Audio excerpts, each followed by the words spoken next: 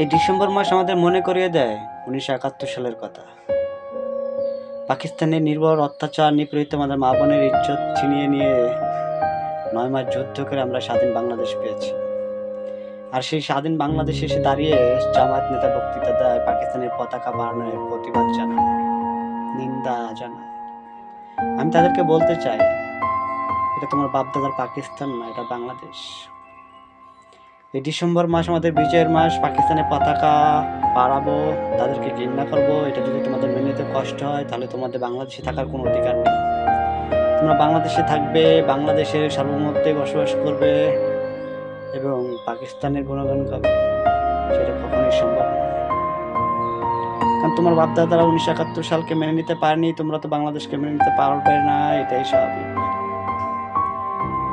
রমজান মাস আসলে যেমন শয়তানের চলে, ডিসেম্বর মাস আসলে তেমনি জামায়াতের নেতাদের চলে। বাংলাদেশ থেকে পাকিস্তানি পন্থী ছেড়ে দাও। ধন্যবাদ।